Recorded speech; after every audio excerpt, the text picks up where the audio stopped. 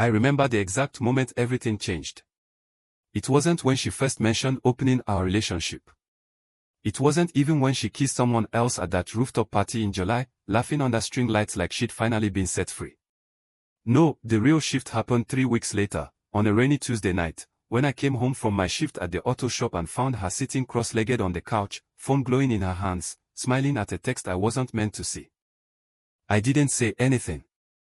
Just hung up my keys, kicked off my boots, and walked past her into the kitchen like I hadn't seen it. But I had. I saw everything. Can't wait to see you again, the message read. You're unlike anyone I've ever met. Sent to a name I didn't recognize. Her name is Leah. We've been together 8 years, since we were 22, fresh out of college, full of dreams and naivety and that stupid, unshakable belief that love was enough. She studied art history. I went into automotive tech because I liked fixing things. Real things. Tangible problems with clear solutions. A carburetor doesn't lie to you. A cracked engine block doesn't pretend to be something it's not. People do. We got married 4 years ago in a little backyard ceremony in Oregon. Her mom cried. My dad grilled burgers until they were charcoal. Our friends danced barefoot in the grass. It felt real. It felt forever. And maybe it was, until it wasn't. The idea of an open relationship started as a joke. Or at least, that's how I thought it began. We were lying in bed one Sunday morning, late fall, rain tapping against the window, her head on my chest. NPR murmured from the speaker in the corner. She traced circles on my arm and said, "Do you ever wonder what it would be like if we didn't have to be monogamous?" I laughed. Like, share Netflix passwords kind of open. Or, actually open. She didn't laugh back. I mean really open, she said. Just, freedom. To explore. Without guilt. I turned my head to look at her. Are you serious? She shrugged. I read this article. About ethical non-monogamy. Some couples thrive in open relationships. They say it brings them closer. I remember the knot forming in my stomach. Not jealousy, not yet. More like confusion. Like the floor had tilted slightly, and I hadn't noticed until I almost fell. We're happy, aren't we? I asked. We are, she said quickly. But happy isn't the same as fulfilled. That phrase stuck with me, fulfilled. As if happiness was a temporary state, and fulfillment some deeper, elusive thing she hadn't found, maybe couldn't find, with me. I told myself I was secure. Modern. Progressive. If Leah wanted to explore, and it made her happy, who was I to stand in her way? Maybe it would bring us closer. Maybe it would help us talk more, connect deeper. So I said yes. Big mistake. Not because I regret loving her. Not because I think people can't change or grow. But because I said yes without understanding what I was agreeing to, and without realizing that once you open a door, you can't always close it. The rules were simple, at first. Tell each other everything. No emotional attachments. No sex at our house. Nothing behind the other's back. Transparency is key, she said, like she'd been rehearsing the words. I nodded. Smiled. Pretended my chest didn't feel tight. Then came the first date. She dressed up, black dress, red lipstick, hair curled just right, and I stood in the hallway, watching her put on earrings while my gut twisted into knots. Nervous? I asked. A little, she said, turning to me. But excited too. I kissed her on the forehead. Have fun. She smiled. Thank you for being cool about this. Cool. That's what I wanted to be. The unbothered boyfriend. The enlightened husband. The guy who wasn't threatened by his wife's beauty, intelligence, or desire. But the second the door clicked shut behind her, the mask fell. I sat on the couch in silence.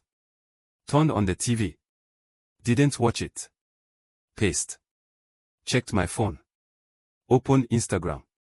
Closed it. Went to the fridge. Didn't want anything. Sat back down. I kept thinking about him, whoever he was. What he looked like. Whether he'd compliment her dress. Whether he'd touch her. Whether she'd let him. And then, worst of all, would she compare us? I hated that thought. Hated that I cared. Hated that I had given permission for this to happen, and now I was sitting here like a fool, feeling every second tick by like punishment. She came home at 1:17 a.m. I was still awake. She smelled like jasmine and wine. Her lipstick was smudged. Hair messy. Cheeks flushed. "Hey," she whispered, stepping inside. "Hey," I said. "How was it?" She paused, toeing off her heels. "Nice." He was sweet. Intelligent. I waited for the knife. It didn't come. Not yet. And I asked, trying to keep my voice light. "Did you?" She looked at me, eyes bright. "Yes. We slept together." My throat went dry. I nodded slowly. "Okay." "You okay?" she asked. "Yeah," I lied. "Just processing."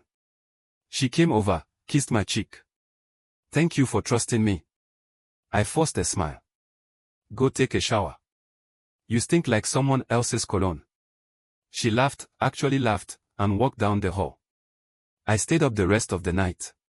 Not crying. Not screaming. Just sitting there, staring at the wall, wondering when my wife had become a stranger. That was 6 months ago. 6 months of dates. Of confessions over coffee. Of her coming home with stories about new people, new connections, new experiences. And me. I stayed. I listened. I nodded. I said, "That's great, babe," while my heart cracked a little more each time. I didn't sleep with anyone. Not because I'm a saint, God knows I thought about it, but because I couldn't bring myself to do it. How could I touch someone else when the woman I loved was slipping through my fingers?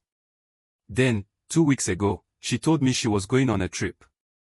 A retreat, she called it. In Sedona.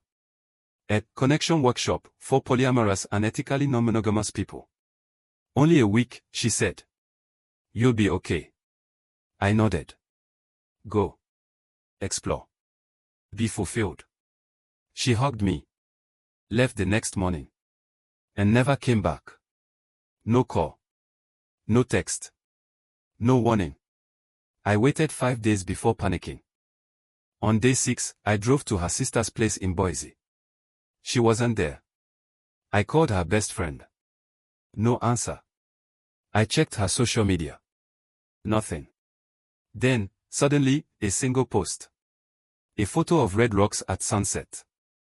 Caption, "Finally breathing. Thank you for the space, the love, the clarity. New chapter begins." Tagged with a man's name I didn't know. I called her phone. Straight to voicemail. I messaged, "Leah, where are you? Are you okay? Please talk to me." No reply. 2 days later, I got a letter in the mail. Handwritten. On thick, cream-colored paper. Jake. I don't even know how to start this. I love you. I truly do. But love isn't always enough. Being with you has taught me so much about safety, loyalty, and kindness. But in opening up our relationship, I discovered parts of myself I can't ignore anymore. I've met someone. His name is Elias. He lives in Santa Fe. We're building something real, something expansive, free, honest. I'm not coming back. I've transferred half the savings to your account. Keep the car. Sell the house if you need to. I'm so sorry it ended like this. You deserved better. With love, Leah. I read it 3 times. Then I sat on the floor of my living room, clutching the paper, and sobbed like a child. 8 years. 8 years of shared Christmases, road trips, bad jokes, hospital visits when I broke my wrist, her holding my hand at my mom's funeral. All reduced to a 3-paragraph goodbye letter. And the cruelest part. She didn't cheat. Not technically. I gave her permission. I opened the door. And when she walked out, she didn't look back. Now I'm here. Alone. In a house that still smells like her shampoo. staring at her empty side of the closet. Wondering how someone can vanish so completely, and leave behind everything except the one thing I actually wanted. Her. The first week after the letter, I didn't leave the house. Not because I was broken, I told myself I wasn't broken, but because there was nowhere to go. I'd wake up at 5:30 a.m., same as always, muscles strained by years of early shifts at the shop. Roll out of bed on my side, the right side, the one closest to the door, and reach over instinctively to feel the warmth beside me. But it was cold. Always cold. Leah used to steal the blankets. She'd curl into them like a burrito, leaving me half exposed, shivering in winter. I'd grumble, tug at the edge, and she'd laugh sleepily, "You had them last." Now the whole damn bed was mine, and all I wanted was for her to take back half of it. I'd stand in the bathroom, staring at my reflection. Same face. Same stubble. Same tired eyes. But something was off. Like I'd aged 5 years in 5 days. My shoulders slumped under the weight of silence. The house didn't creak the same way without her music drifting from the kitchen, no hummed melodies while she made coffee, no sudden burst of laughter at some TikTok on her phone. It was too quiet. So I started talking to myself. Not full conversations, though sometimes it felt like that, but little things. Need milk? Why is the thermostat set so high? You're wearing socks with sandals again, Jake. That's gross. It made me feel less alone. Or maybe just less sane. On day 8, my body Marcus showed up unannounced. He knocked once, then let himself in with the spare key we kept under the planter. Found me sitting on the couch in yesterday's clothes, staring at a frozen Netflix menu. "Jesus," he said, dropping a paper bag on the coffee table. "I brought breakfast." I didn't move. He sat beside me, opened the bag, 2 sausage biscuits, hash browns, coffee. Handled it like he was defusing a bomb. "You look like hell. Feel like it?" He took a bite, chewed slowly. "She really gone?" I nodded. No calls. No text. Just the letter. He sighed, rubbed his jaw. "Man. I'm sorry. I didn't answer. There wasn't anything to say. Sorry didn't bring her back. Sorry didn't explain why she could walk away from 8 years like they meant nothing. Marcus and I have known each other since high school. We played football together, me linebacker, him quarterback. He married his college sweetheart, Sarah. 2 kids now. Twin girls. Loud, chaotic, messy life. And happy. They fight, sure, over bills, chores, whose turn it is to get up with the baby, but they fight to stay, not to escape. I envied that. "I don't get it," I finally said, voice low. I gave her what she asked for. I didn't freak out. Didn't punish her. I supported her. Marcus looked at me. "And that's the problem, maybe." I turned to him. "What?" "You supported her choice," he said carefully, "but did you ever tell her how it made you feel?" I frowned. I smiled. I said okay. What more could she want? "A real reaction," he said. "Fear. Hurt. Jealousy. Anger. Something honest. Not just, 'Cool, babe, go have fun.'" I stared at him. "You think I should have stopped her?" "I think you should have told her the truth," he said. "That it killed you inside. That every time she came home smelling like someone else, you died a little. That you stayed in this marriage hoping she'd realize she didn't need freedom, she just needed to be seen." My throat tightened. "I was here," I whispered. "I was right here." "And she left anyway," Marcus said gently. "Not because you weren't enough. Maybe because she didn't know how to stay with someone who never asked her to." I didn't answer. Because deep down, I knew he was right. I had prided myself on being the good guy. The calm one. The understanding one. The husband who didn't make a scene when his wife slept with other men. But maybe that wasn't strength. Maybe it was surrender. That night, after Marcus left, I went through the house like a ghost. Opened drawers. Smelled her perfume bottles. Found an old sketchbook under the bed filled with drawings of faces, landscapes, abstract swirls of color. One page caught my eye, a rough pencil sketch of me, asleep on the couch, mouth slightly open, a book on my chest. At the bottom, in her tiny handwriting, peaceful. Safe. Mine. I hadn't known she drew me. Hadn't known she still saw me that way. When did that stop? I walked into the garage, my sanctuary. The space was clean, organized. Wrenches hung on pegboard.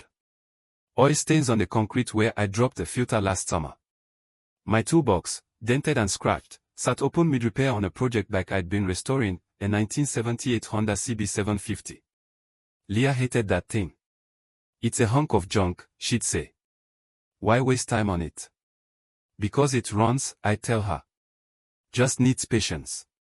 She never understood. Machines don't lie.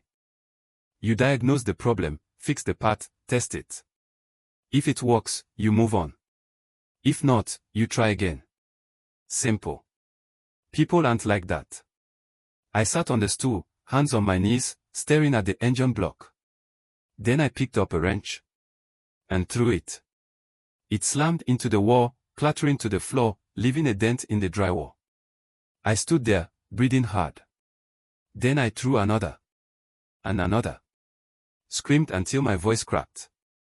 Knelt on the oil-stained ground and sobbed, ugly, guttural sobs that came from somewhere deeper than pain. From betrayal. From rejection. From the terrifying realization that the person who knew me best had chosen to walk away, and I hadn't even seen it coming. Because I wasn't honest. With her. With myself. I didn't just miss Leah. I missed us. The way she'd dance in the kitchen while making pancakes. The way she'd squeeze my hand 3 times when we passed a yellow light, our dumb secret code for I love you. The way she'd fall asleep halfway through movies, head on my shoulder, only to wake up and pretend she'd seen the ending. I missed being needed. Not controlled. Not trapped. But wanted. Chosen. Every day. And I had let her believe that I was fine with losing that. The next morning, I called in sick to work. Not because I couldn't function, I could. I've changed brake pads with a fever of 102. Mechanics don't get sick days. But this wasn't about the body. It was about the soul. I drove to the post office. Picked up a small box I'd ordered online. Inside, a journal. Plain black cover. No lines, just blank pages. I sat in the parking lot, engine off, rain tapping the windshield. Flipped it open. Wrote the first line. I am not okay. 3 words. That's all it took to crack the dam. I am not okay. I miss her. I hate her. I want her back. I never want to see her again. I gave her everything she asked for and she still left. Was I invisible? Did I stop being exciting? Was love not enough? Was I too safe? Too boring? Too much? Not enough. I fixed cars because I thought if I could make broken things run again, maybe I could fix us. But I don't know how to fix a heart that doesn't want to be fixed. And I don't know how to grieve someone who isn't dead, just gone. I wrote for 2 hours. No filter. No performance. Just truth. When I finished, my hands were shaking. But my chest felt lighter. Like I'd exhaled for the first time in months. That night, I cooked dinner, real food, not frozen pizza. Grilled chicken, roasted potatoes, green beans. Set the table for 1. Lit a candle. Ate slowly. Drank a beer. And afterward, I packed a suitcase. Not to run away. To come back. Because I knew then, I couldn't stay here. Not yet. Not in this house full of ghosts. So I called my older brother, Dan, who lives up in northern Idaho, near Coeur d'Alene. Hey, I said when he answered. Can I crash with you for a bit? There was a pause. Then, yeah, Jake. Of course. You okay? I looked around the kitchen. Her mug still in the dish rack. Her jacket on the hook. No, I said. But I will be. I hung up.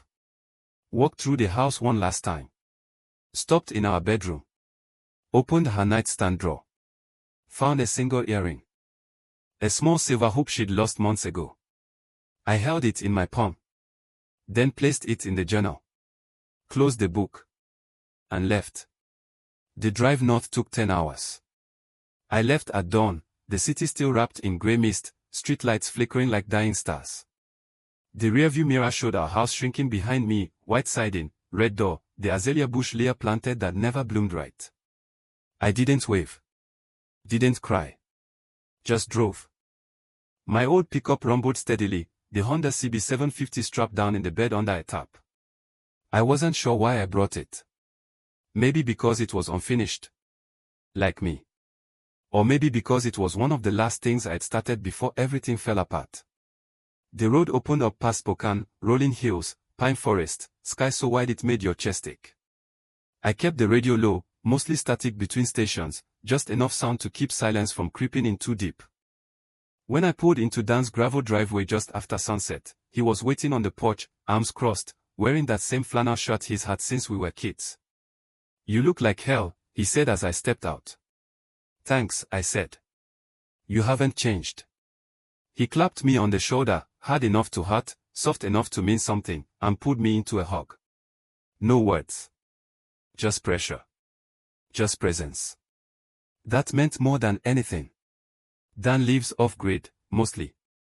Solar panels, well water, wood stove. His cabin sits at the edge of a lake, surrounded by trees so tall they block cell service half the year. It's not primitive, it's peaceful. Intentional. The kind of place where time doesn't rush.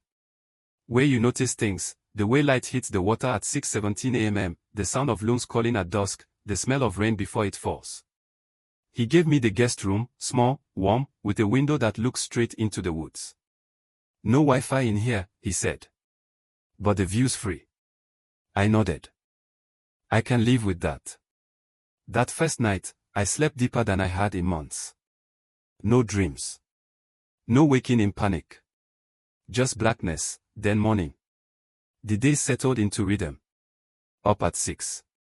Coffee on the stove. Walk down to the dock to watch the fog lift off the lake. Then work. Dan didn't ask about Leah much. Not at first. He knew better. New grief isn't a story you tell once and move on from.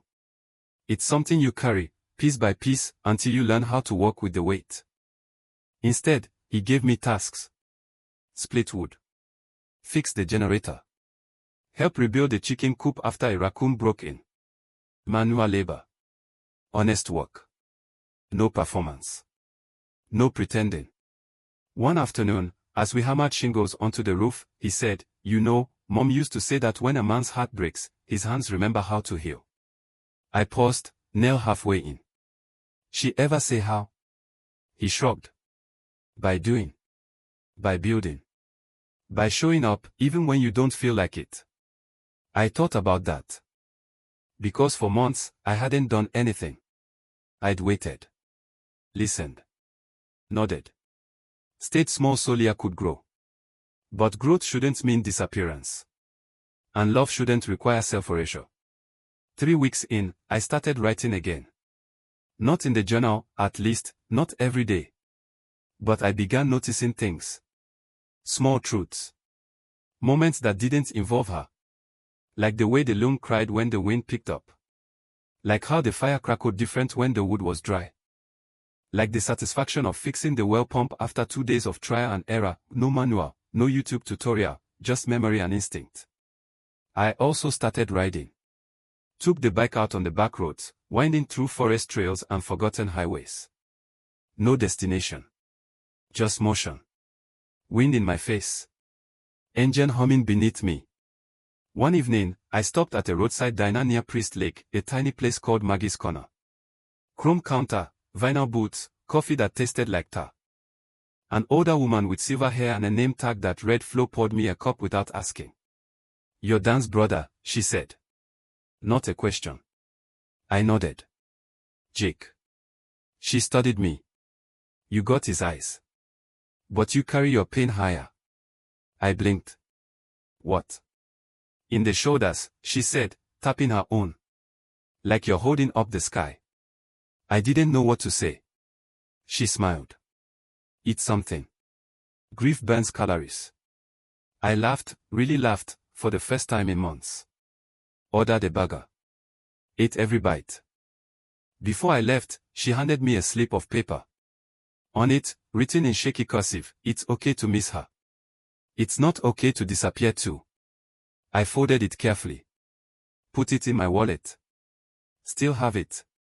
Then came the letter. Not from Leah. From Sarah, Marcus's wife. She sent it care package style, a thick envelope stuffed with photos, a note, and a bag of those sour gummy worms Leah used to steal from my desk at home. Jake. I know Marcus has been checking in, but I wanted to write myself. You were always good to her. Even when it got hard. That matters. Asterisk. I found these old pics cleaning out my phone. Thought you might want them. No pressure. No expectations. Just pieces of a life that was real. Asterisk. And Jake. You're allowed to be sad. But don't let sadness become your whole story. Come visit us when you're ready. The girls miss your goofy faces. Sarah. Inside were 5 photos. 1. Leah and me at a county fair, biting into matching corn dogs, both of us laughing. 2. Me asleep on the couch, blanket half off, beer on the table, same pose as her sketch. 3. Our wedding day. Her in that simple lace dress, me in a navy suit, grinning like I'd won the lottery. 4. Me changing the oil in my truck, shirt stained, her kissing my cheek from behind, making a peace sign. 5. Just me. Sitting on the back steps, head in hands, early morning light. I didn't even know she'd taken it. On the back, in her handwriting, my person. Even when he doesn't know it. I sat on the dock that night, the photo spread out on my lap, wind rustling the edges. And for the first time, I didn't feel angry. I felt grateful. Because 8 years wasn't nothing. It was something. It was real. It mattered. Even if it ended. A month in, Dan and I took the boat out at dusk. No fishing rods. No gear. Just us, a couple beers, and the slow drift of the lake. We didn't talk for a long time. Just watched the sun bleed into the horizon. Finally, Dan said, "You gonna sell the house?" I exhaled. "I think so." "You want to?" "I don't know," I admitted. Part of me wants to burn it down. Another part wants to go back, crawl into bed, and pretend none of this happened. He nodded. Both are valid. "I keep wondering," I said, voice low, "if I should have fought harder. If I should have said, 'No, I can't do this,' when she first brought up opening things up." Dan took a sip of his beer. "Maybe. But you didn't. And that says something too." "What?" "That you loved her enough to risk losing yourself." I looked at him.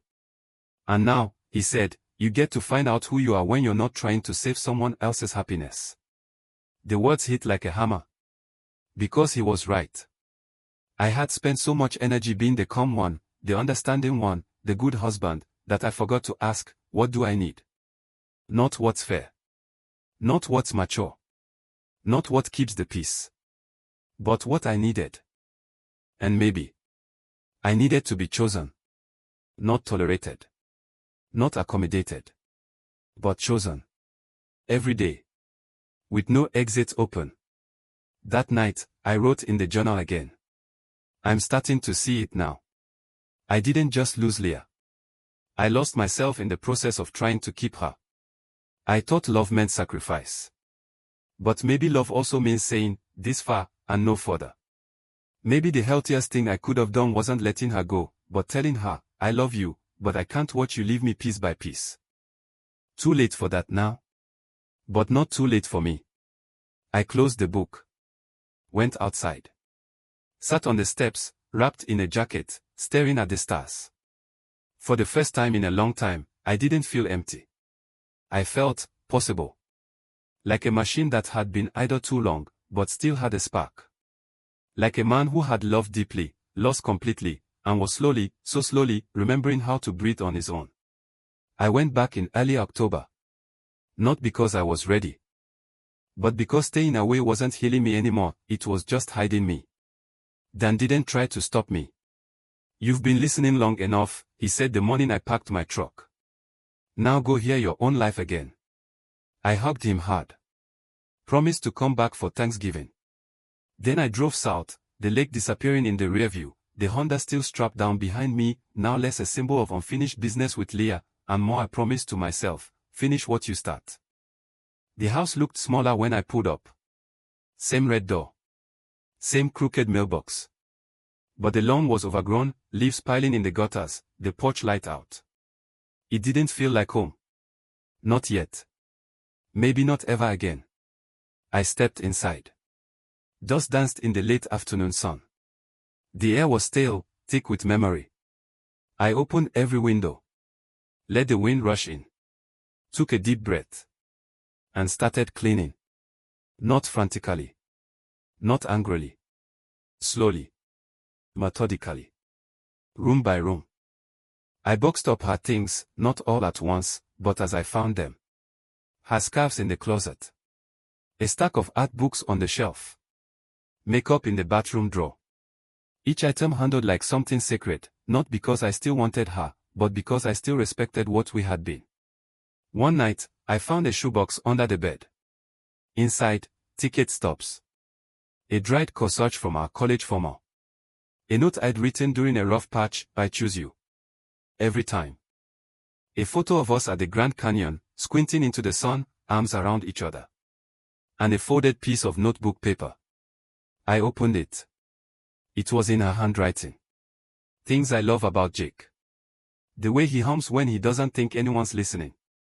How he fixes everything, even when it's broken beyond reason. That he still holds my chair when we eat out, like we're on a first date.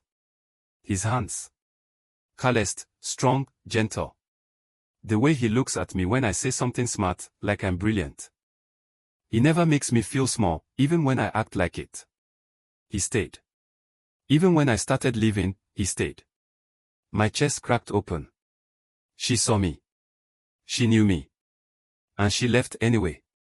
That didn't make it hurt less. But it made it mean more. Because love isn't always about staying together. Sometimes, it's about being seen, truly seen, and knowing you mattered, even in the leaving. I kept the list. Put it in the journal. Next to the silver earring. I called Marcus. "Hey," I said. "You busy Saturday?" He laughed. "Wife's taking the girls to her mom's. I'll bring beer. You got anything to fix?" "I've got the Honda," I said. "Needs a carb rebuild. And I could use some help. Be there at 9. Saturday morning, he showed up with 2 six-packs, a toolbox, and a grin. We walked in the garage all day, grease on our hands, music low, talking in between sips of cold beer. At one point, he paused, socket wrench in hand. "You doing okay?" he asked. I wiped my hands on a rag. Looked around. "This place used to feel like a tomb," I said. "Now it just feels empty." "Which is different." He nodded. "Empty can be fixed." I smiled. "Yeah. Or sold." He raised an eyebrow. "For real?" "For real," I said. "I don't want to live here. Too many ghosts. Too much silence. I keep the shop, maybe expand it someday. But this house. It's someone else's dream now." He clapped me on the back. "Proud of you, man. For selling a house. For choosing yourself." We went back to work. By sunset, the engine turned over, rough, uneven, but alive. "It'll smooth out," I said. Marcus grinned. "Like us." A week later, I listed the house. Hired a realtor, a no-nonsense woman named Diane who didn't ask too many questions and didn't flinch when I said, "Just sell it. I don't care about staging." She took photos. Posted it online. 3 days later, an offer came in, full price, cash buyer, wants to move fast. I signed the papers. No hesitation. When the keys changed hands, I stood in the driveway and looked at the house one last time. Not with sadness. With gratitude. It held 8 years of my life. Birthdays. Holidays. Laughter. Fights. Makeups. Dreams whispered in the dark. It deserved better than a lonely man hunting its horse. So I walked away. Left the key in the lockbox. Got in my truck. Drove to the shop. Work had kept running while I was gone, thanks to Luis, my lead mechanic, who'd covered shifts and held things together. "You coming back for real this time?" he asked when I walked in.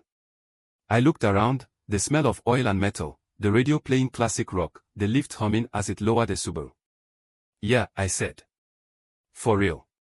He handed me a wrench. "Good. We got a backlog." I smiled. "Then let's get to work." That night, I rented a small apartment downtown, 1 bedroom, hardwood floors, big windows. Nothing fancy. Just clean, simple, mine. Unpacked slowly. Hung the journal on the bookshelf. Placed the Honda on blocks in the storage unit beneath the building. Bought a plant, a snake plant, supposedly unkillable. Named it Leah, ironically. It's still alive. Then, one rainy Tuesday, 3 months after I left Idaho, I got a text. From her. "Jake. I heard you sold the house. I'm glad you're moving forward. I hope you're well. Elias and I are settling into Santa Fe. It's beautiful here. I think about you sometimes. I hope you know how much you meant to me. Leah." I read it 3 times. Didn't reply right away. Sat on my couch, rain tapping the glass, city lights blurred through the wet. Did I miss her? Yes. Did I want her back? No. Because I finally understood, love isn't just about feeling needed. It's about being wanted in a way that makes the other person stay. And if someone needs freedom so badly they have to leave you to find it, then they weren't running towards something. They were running from you. And that's not a failure. It's a boundary. So I typed back, not with anger, not with longing, but with peace. "Leah. I'm doing better. Really. Thank you for saying what you did. I meant it too. I hope you're happy. But don't reach out again. I need to keep living my life. Take care. Jake." Sent it. Turned off my phone. Walked to the window. Watched the rain fall. And for the first time in a long time, I didn't feel like a man waiting for something to end. I felt like a man beginning. That weekend, I visited my mom. She lives outside Boise, in a little bungalow with a garden she fusses over like it's her 3rd child. When I pulled up, she was on the porch, knitting. She didn't say anything when I got out. Just stood, opened her arms. I hugged her, tight, like I was 10 again. Inside, she served pie, apple, her specialty. We sat at the kitchen table, sunlight streaming in. After a while, she said, "You look different." "How?" "Lighter," she said. "Like you stopped carrying someone else's weight." I smiled. Maybe I did. She reached across the table, squeezed my hand. "I hated seeing you hurt," she said. "But I'm proud of who you're becoming." I didn't cry. But I wanted to. Because healing isn't about forgetting. It's about integration. About holding the love and the loss. The joy and the pain. And still choosing to show up.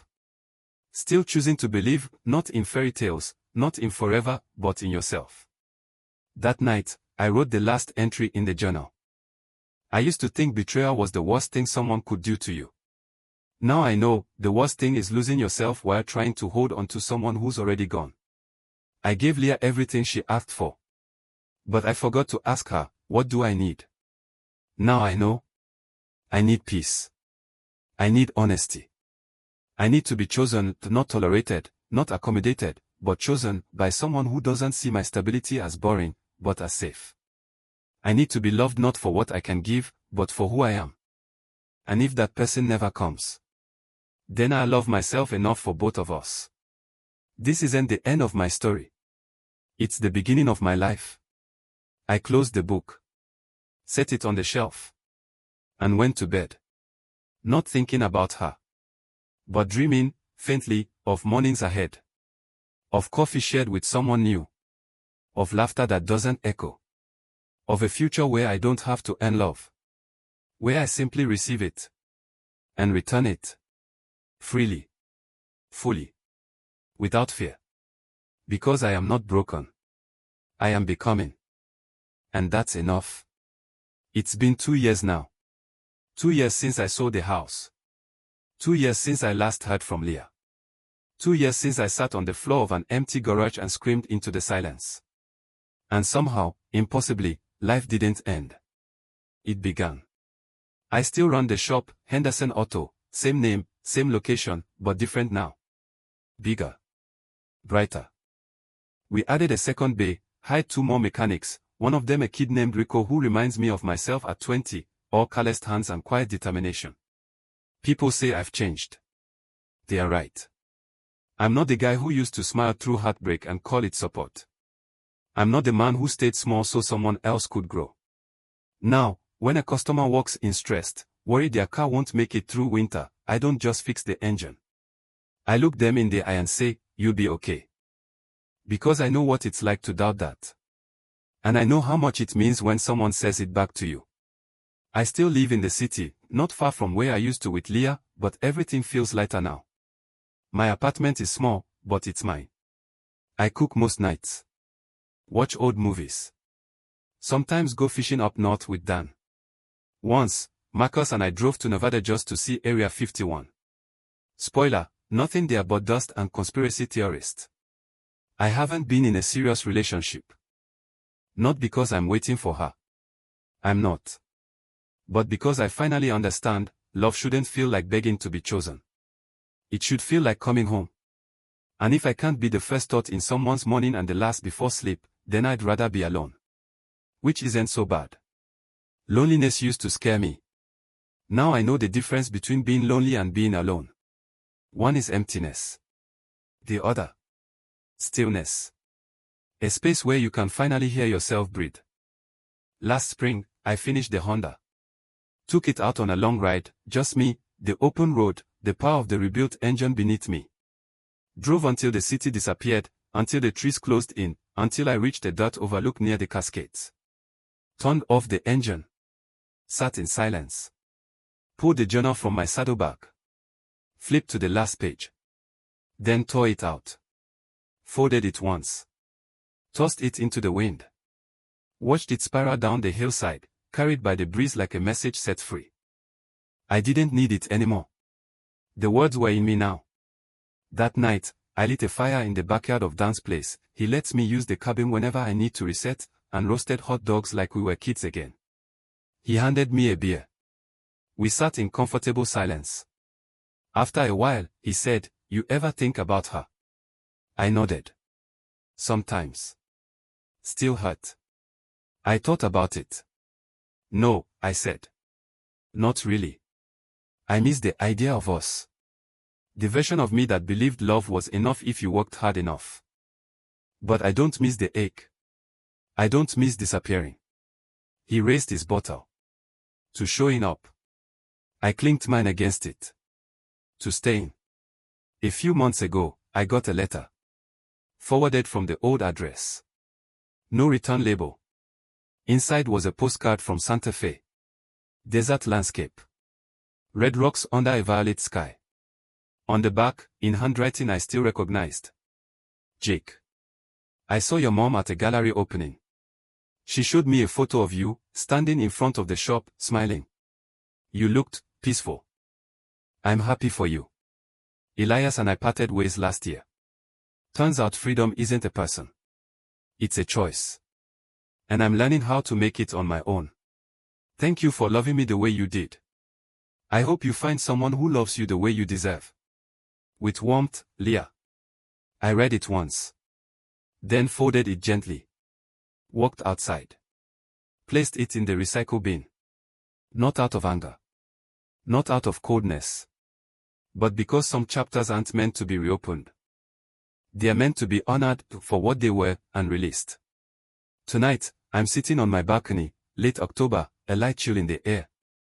There's music inside, Tom Petty, low volume. Coffee in my mug, though it's gone cold. My phone buzzes. Not her. A reminder. Auto shop anniversary, 1 year since expansion. I smile. Tomorrow, we are having a little party. Free oil changes for seniors. Hot dogs. A banner Rico made that says, Henderson's, where cars and people get fixed. Funny. Accurate. I look up. Stars are coming out. One by one. Like answers to questions I stopped asking. I don't know what's next. Maybe I meet someone someday, someone who doesn't need escape, but wants to stay. Maybe I won't. Either way, I'm done running. From grief. From memory. From myself. I loved deeply. I lost completely. And still, I rose. Not because I was strong from the beginning. But because I refused to stay broken. So this is where it ends. Not with revenge. Not with regret. But with a man, ordinary, flawed, healing, sitting quietly in the dark, finally at peace with the life he's built from the pieces of the one that fell apart. And if that's not a happy ending, it's something better. It's a true one.